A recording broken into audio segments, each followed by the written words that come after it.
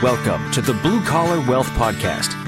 This podcast reflects on the work, money, and the lives of blue-collar business owners. Blue Collar Wealth expert Darryl Smith discusses the day-to-day obstacles blue-collar business owners face as they pursue a better life, career, and wealth. And now, on with the show.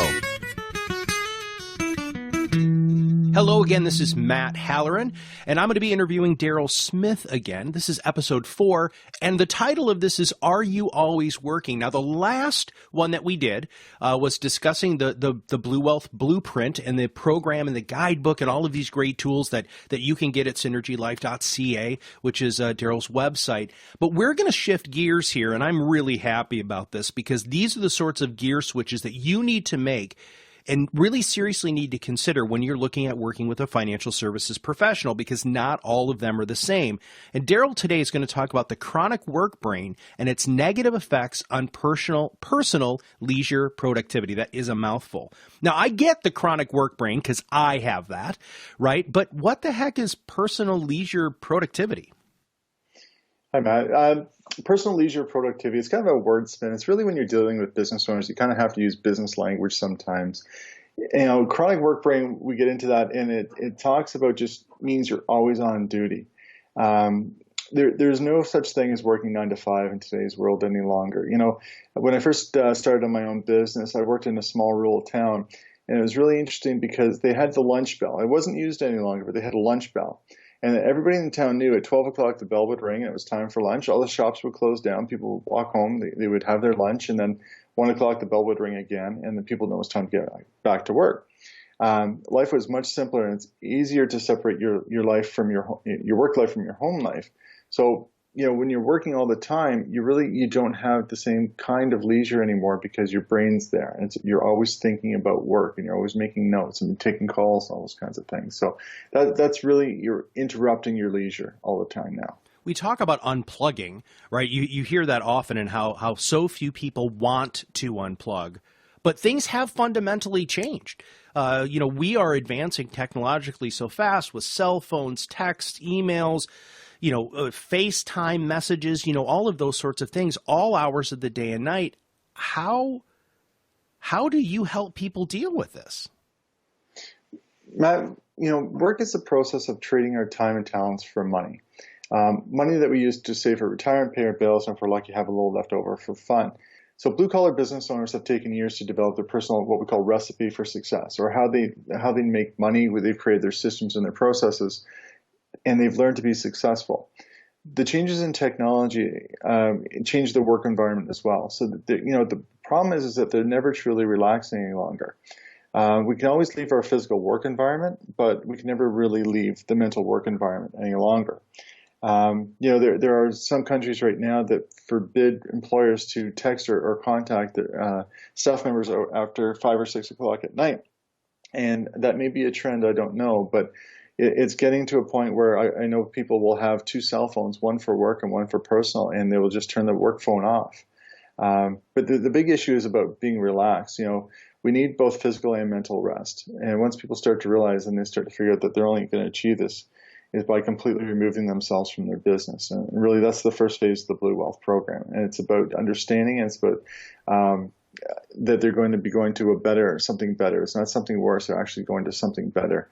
And that's where they'll have all the time, they'll have all the money that they've created for the last 30 or 40 years, but now they'll have the time to really enjoy it. And that's the progression that we're trying to teach people. Once people do realize this, and I love that you said that, once people realize the sense of relief and what relaxation is when they are unplugged, and I mean, not just from technology, from what you're talking about here from the business, it is a life-changing event. And in fact, and you've talked about this before, it's a little bit scary, right? So give us an example of some of these things that you're talking about now. Sure, man. I was speaking with a gentleman, actually this came in mind a couple of weeks ago, and he's in his mid-60s. And we had previous conversations about his slowing down and starting to retire, and I asked him how things were going at work.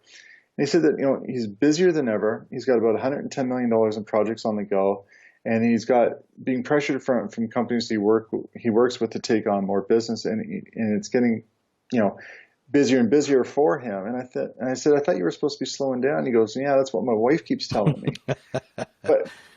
But he's not. Yeah. And it's that letting go that the people have the hard time dealing with. Well, let's talk about letting go.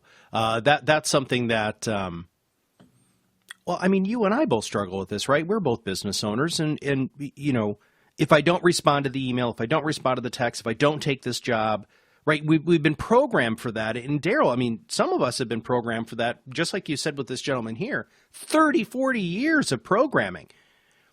Exactly. What do you do? How do you unwire that, man?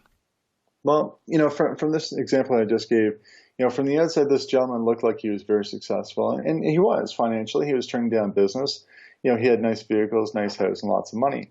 But he was really putting his financial success over everything else. He learned how to make money. He had saved money, but he never really learned to stop and completely enjoy his success, the success with his family. And I've seen situations, unfortunately, where relationships will start to break down because of that. And it's, you know, it can be with your adult children, it can be with your spouse, and it's really, it's not a good thing because, again, it's like a machine. Once they get the machine going, you know, they don't want to stop the machine because it took them a long time to figure out how to make it work. I heard from a wise business owner, or maybe not so wise, that he said, you know, if you're not growing, you're dying in business. And that's the attitude. But where's the end game? That's right. You know, what are they going to do when you know, how much is enough? You know, what's the magic number to say, okay, I'm done? Right. I've asked that question to a lot of people over the years. You know, so what you know, if you had X amount of number in the bank, you know, then you could retire. What would that number be? And you know, I hear very low numbers, which of course you and I would both know is not going to work for a long retirement. And some people with ridiculously high numbers that they're never going to achieve. And we continue to keep putting pressure on ourselves, and we never seem to find the finish line. And what you're talking about here is helping people see a finish line, prepare them for this long, this 10-year race, right? Because we're talking about, you know, really wanting to get with you 10 years before they're going to retire, sell their business. And, you know, that's a marathon, and you have to train for a marathon, and you have to have a good coach. And Darryl, I think that you're doing a great job in helping your clients realize the stretches, the exercises, and everything to prepare for that race so that when they cross that finish line, they have that sense of completion instead of just being physically exhausted because they burned themselves out. Now, we're going to switch gears here. And this is something I'm really excited about. I'm really excited about learning a little bit more about you personally. And you talk about just blue collar people. You just talked about how you started your practice in a small town that had a lunch bell. But when you really look at who you look up to, right? So who Darryl Smith strives to be like or wants to emulate, you call those a blue collar hero. So who's your blue collar hero?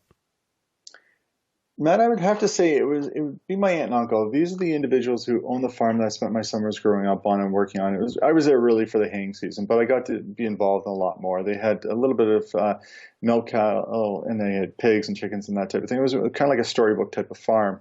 But one of the things, I guess, the lessons that I learned from them, and really what makes them my hero, is that every day they got up. They started working. They went out to the barn before breakfast. They started got the cows milked, and then obviously in the summertime they would let them out and everything else. Then they would come back and have breakfast.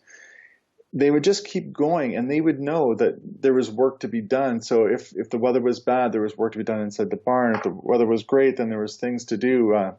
Anything from tending to the crops or the livestock or even fixing fences. They would never quit. But they would just adapt. But one of the things they also did was they always kept regular meal times, which I found interesting because you could be 3 fields away and in a farm of 130 acres, you came back for lunch, or sometimes you brought lunch with you, but most of the time you came back because you needed that midday break. In fact, this month's kind of a personal milestone for me because my uncle had passed away a number of years ago, and my aunt just passed last year at 94. And she left the farm to my brothers and myself. Now, that farm has been in our family for over 100 years. So there's many, many generations of people have gone through that and helped to really take it from almost nothing and build it up. Unfortunately, it's also, 3 hours away, and my brothers and I all have our careers that are, away from there. We really can't, turn and start the farm again. So we had to sell that. And it was not, it was kind of a mixed emotions in going through the farmhouse. But, in the bills and everything else, I found a number of past due and overdue bills. And I looked at that, and those are the days when they put the big red stamp on them. I don't know if they do that still, but they had the big red stamp on them. And, farming is very unpredictable. You can't control weather. You can't control livestock, and you can't really always control the cash flow. If you absolutely had to sell some livestock, market prices were down, that's what you had to do. But you would try to hold out because a difference of a week sometimes meant an extra $100, and that meant a lot. So you would try and do those kinds of things. But they really inspired me in the sense that they were very strong work ethic, and just the attitudes that they kept with them. So they're my personal blue collar heroes. I like that you brought up, first off, thank you for sharing that story with us. And I think that gives our audience an even better understanding of who you are as Darryl Smith, as this successful financial services professional, but you're also a human who learned from family who meant a lot to you. But you brought something up, and I'm not going to try to derail you, but it was interesting because you were just talking about, farming is unpredictable, right? But there were always different things that they could do. That is a really good kind of a metaphor for financial planning, because there are a lot of things that are that we can't control. We can't control the markets. We can't control a lot of that stuff. But there are certain things that we can control, which when you're talking about the right and the left side of the brain, I think this is a lot of where that comes in, setting expectations and understanding. Can you talk about that just a little bit before we wrap up today? Sure. What I found is that when people are at the point where they're ready to retire, they need to kind of baby step a little bit. And one of the things we do with that, and the big concern is money. No matter how much they have, it's always going to be money. So one of the programs I always do for everybody, and it seems to work really well, is we talk about their bill paying account. And their bill paying account, we always make sure, it depends on their comfort level, but let's say that they want 3 months of cash sitting in that bill paying account. And that's the first part. What we'll do then is sometimes we'll double that amount and we'll put that into a high interest bank account. So right there, they know they've got 6 to 9 months of income in cash waiting for them. No matter what happens, that's always available to them. And then what we call their investments, or another term I like to use is just the big bag of money, whether it's an RSP or it's a RIF or a LIF or a pension, whatever where the money's coming from, it's the big bag of money. So the big bag of money is going to produce money on a monthly basis for us. And we'll automatically feed that into the high interest savings account, and we'll put some into their bill paying account. So those accounts are never going down. It's kind of like water flowing downhill. There's always more coming in. And then they get a sense of confidence knowing that it's okay to start spending, that there's more there. They like to look at the portfolio at the first year or two and make sure everything is working fine. But then as they start to let go and they really start to enjoy it, they know that things have been planned properly, and it's a nice progression for them. But they need to have a lot of cash nearby at the beginning. And it's also prudent to do so, right? Okay. You need to be able to get your hands on some money right away. Sure. Huh.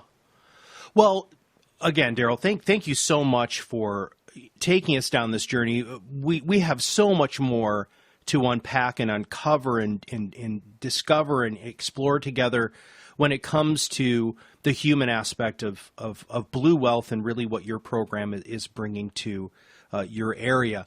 But we've got a couple of cool, quick announcements. We're really going to be diving into this even deeper. So not just the chronic work brain, but how can you turn this stuff off? We're going to be talking more about Maslow. We're going to be talking a lot more about the Blue Collar Wealth program. The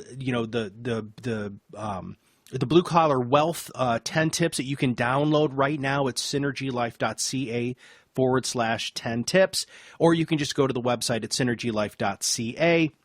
There's lots of great information there. You can learn more about Darryl. You can learn more about the programs, and it's a great opportunity for you to just kind of dip your toe in the water. And please download the 10 tips, because if you want to, if you're getting close to this and you are what we refer to as a blue-collar person who is on their road to wealth, Darryl is the person who can really help you figure this stuff out. And he's got an extra thing today, which makes me really happy. If you join the Blue Wealth LinkedIn group on LinkedIn and tell us who your blue-collar hero is, we will enter you into a chance to win a $100 gift card from the Keg. So all you have to do is type in Blue Wealth into LinkedIn and find the group, join the group, and tell us who your blue-collar hero is. Darryl, thank you very much for your time today. Thanks, Matt. I appreciate it. All right. Thank you very much, everybody, and let's stay on the road to achieving Blue Wealth.